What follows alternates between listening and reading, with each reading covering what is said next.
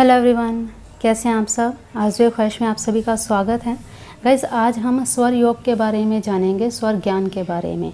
गुरुजी ने कई वीडियोस में बताया है कि ये स्वर चलता हो तब आप ये कार्य करें, जब ये चलता हो तो आप ये कार्य करें। लेकिन बहुत से लोग, बहुत से मेंबर्स ऐसे हैं जिनको स्वर ज्ञान की नॉलेज नहीं है कि स्वर क्या है आखिर। तो आज हम इसी बारे में बात करेंगे। तो एक ये शॉर्ट वीडियो बना रही हूँ और इसकी आगे जानकारी रेगुलर आपको देती रहूँगी। तो चलिए आज का वीडियो शुरू करते हैं।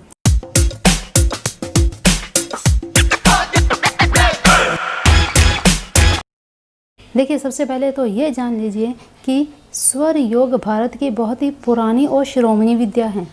इसका बहुत ही आश्चर्यजनक फल और इसे करने की सरलता को देखते हुए एक समय में इसका बहुत प्रचलन था। उस समय में लोग शुभ मुहूर्त देखने के लिए पंचांग नहीं देखा करते थे।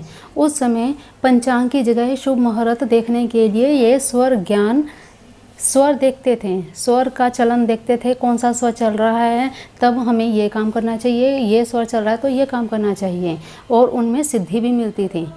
स्वर ज्ञान इतना सॉलिड और इतना पावरफुल है कि स्वर ज्ञान अगर आपको हो जाए तो आप भूत भविष्य में कुछ चीज़ें होने वाली हैं, क्या होगा, कोई आपको कोई प्रश्न पूछता है तो आप उसका आंसर भी एकदम स्टिक दे सकते हैं। इतना पावरफुल है ये। देखिए, ये एक ऐसी योग क्रिया है जो किसी भी धर्म जाति के लिए बंधित नहीं है। इसे कोई भी कर सकता है। इसके लिए ये नहीं है कि इस धर्म का कर सकता है, उस धर्म का नहीं कर सकता। ये एकदम से स्वतंत्र है। इसे कोई भी सभ्यता के विचार रखने वाला व्यक्ति, चाहे कोई भी हो, इसे बेझिझक कर सकता है। असल में यह एक विशुद्ध वैज्ञानिक तत्व ज्ञान है। ये बतलाता है कि निखिल विश्व ब्रह्मांड में व्याप्त भौतिक शक्तियों से मनुष्य शरीर किस प्रकार प्रभावित होता है। सूर्य, चंद्र और बाकी सभी ग्रहों की चैतन्य रश्मियाँ, नाड़ियों द्वारा शरीर के अंदर परमाणुओं में किस तरह की चेतना उत्पन्न होती है। समझ रहे हैं आप इन चीज़ों को। शरीर की जब जैसी स्थिति हो तब उससे कैसा काम लिया जाए, यही स्वर योग की विशेषता है। यह एक ऐसा विज्ञान है जो किसी भी प्रकार का अंधविश्वास तो बिल्कुल भी नहीं पैदा करता।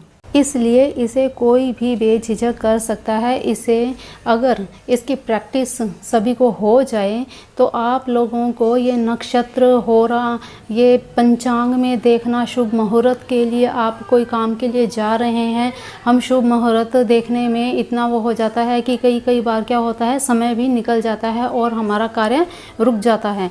तो अगर उस समय में आप अगर स्वर ज्ञान जानते हैं तो आपको अपने आप ही उन चीज़ों का पता लग जाएगा कि हाँ, इस समय मेरा ये स्वर चल रहा है, इस समय मुझे ये काम कर लेना चाहिए।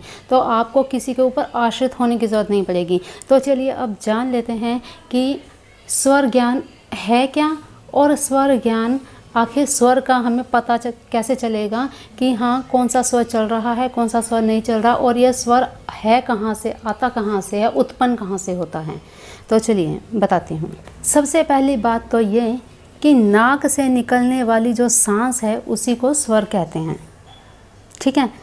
स्वर शास्त्र के अनुसार शरीर में श्वास लेने वाली नाड़ियों की संख्या 7200 है।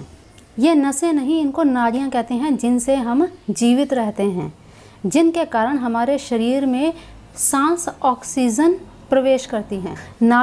हमारी नाभि में इस तरह की एक नाड़ी कुंडलों के आकार में है, जिसमें से 10 नाड़ियाँ निकलती हैं, जो हमारे शरीर के अन्य अलग अलग हिस्सों में निकलती हैं। लेकिन 10 नाड़ियों में से 3 नाड़ियाँ ऐसी हैं जो बहुत ज़्यादा महत्वपूर्ण हैं, जिनका बहुत ज़्यादा महत्व है। ईड़ा, पिंगला और सुषुम्ना। ठीक है। ईड़ा मतलब चंद्रस्वर, चंद्रस्वर मतलब आपका बायां नाक, बायां नथना। ठीक है। बाएं नथने से निकलने वाली सांस, इसे हम ईड़ा स्वर कहते हैं, चंद्रस्वर। ठीक है। अब दूसरा आता है पिंगला नाड़ी। पिंगला स्वर सूर्य स्वर, अर्थात दूसरा दायां नथुना, राइट साइड वाला नथुना। और तीसरा सुषुम्ना अर्थात दोनों नथुनों के बीच का भाग, मतलब दोनों नथनों से एक साथ स्वर चलना। समझ गए आप इतनी चीज़? पहला ईड़ा, दूसरा पिंगला और तीसरा सुषमना। ठीक है। ईड़ा चंद्रस्वर, चंद्रस्वर अर्थात आपका बायां नथना। पिंगला अर्थात आपका दायां नथना मतलब सूर्य स्वर। तीसरा सुषमना अर्थात बीच वाला भाग, आपके दोनों नथनों का बीच वाला भाग, जहाँ से दोनों सांस एक साथ, जिस समय दोनों सांस एक साथ चलती हैं उसे सुषमना स्वर कहते हैं। अब एक बात हमेशा ध्यान रखिए, पूरा दिन दोनों नाक से कभी भी एक साथ में सांस नहीं ली जाती।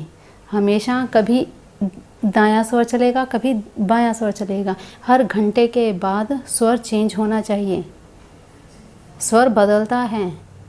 एक साथ में जब सांस इकट्ठी चलती है, जब हम सांस लेते हैं एक साथ ही, जब सांस बाहर निकलती है एक ही गति से, उसे सुषमना स्वर कहते हैं। और वो कुछ ही समय के लिए होती है। वो उस समय सुषमना स्वर में गति तब आती है और सुषमना स्वर तब चलता है जब बहुत ही ज़्यादा निराश, बहुत परेशान, या ज़्यादातर ये सुषमना जो स्वर है ये संध्या काल के समय चलता है। जब हम अपनी लाइफ से एकदम परेशान ऐसे हो जाते हैं तब ज़्यादातर ये सुषमना स्वर चलता है। उस समय में पूजा आराधना, भक्ति वाले सभी कार्य करने चाहिए, माला जाप करना चाहिए, पूजा करनी चाहिए। जो ध्यान लगता है वो इसी स्वर में लगता है। चलिए अब आपको पता कैसे लगेगा कि सूर्य स्वर और चंद्र स्वर कैसे चलता है। देखिए, चंद्र स्वर ये ठंडे से रिलेट करता है, सूर्य स्वर गर्म से रिलेट करता है। ठीक है, तो ये इनकी एक तासीर है।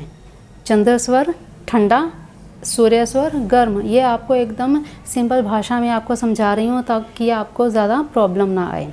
सबसे बड़ी बात, अब यहाँ पे सबसे पहले कुछ लोग नाक से ही सांस नहीं लेते हैं, मुंह से सांस लेते हैं, जो कि हमारी हेल्थ के लिए बहुत ही गलत है। अब आपके मन में ये सवाल होगा कि हमें पता कैसे लगे कि कौन सा स्वर चल रहा है।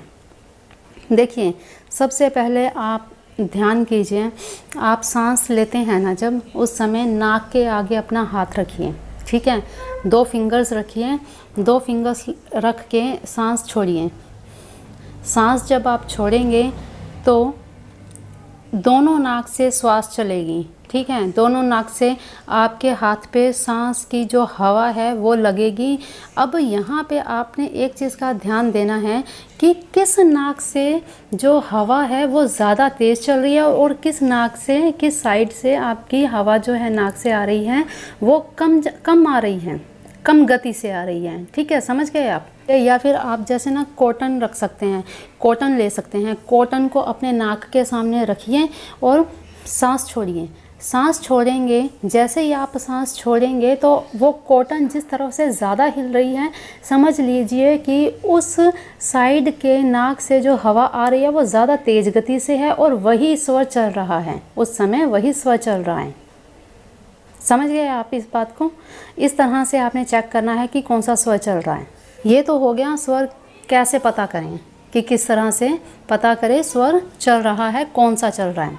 ठीक है, अब एक चीज़, स्वर जब भी चलता है एकदम से बंद नहीं होता है। एक नाक से हवा एकदम तेज़ आएगी और एक नाक से हवा कम आएगी, क्योंकि सांस जब हम लेते हैं दोनों नाक से हम सांस लेते हैं तो एक से ज़्यादा होती है, एक से कम होती है। ठीक है, अब दूसरी चीज़, स्वर बदलना कैसे हो, स्थिति के हिसाब से स्वर कैसे बदलना है, इस चीज़ को मैं अगली वीडियो में बताऊंगी। अभी ये वीडियो इतनी लंबी हो चुकी है कि आप सब लोग भी बोर हो जाएंगे और पूरी वीडियो नहीं देखेंगे, स्किप कर कर के आप वीडियो देखेंगे, मुझे पता है इस चीज़ का। अब मैं इतना जान गई हूँ आप सभी को, तो स्किप करके मत देखा कीजिए, चीज़ें आपको नहीं पता लगेंगी और जब तक आपको पता नहीं लगेगा आपके सवाल भी ख़त्म नहीं होंगे। ठीक है, तो वीडियो को पूरी कंप्लीट देखिए, बाकी की चीज़ें अगली वीडियो में बताऊंगी। इस चीज़ को आप ये जान लीजिए, बहुत ज़रूरी है ये आपके आने वाले जो उपाय आप करेंगे उनके लिए, ठीक है। तो आपके जो भी प्रश्न होंगे आप बेझिझक आप कमेंट करिए, मैं आपके सवालों का जवाब दूंगी।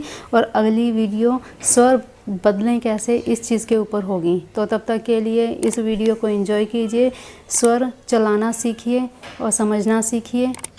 तब तक के लिए अपना एंजॉय कीजिए, मस्त रहिए, स्वस्थ रहिए। जय गुरुदेव, जय जिनेंद्र।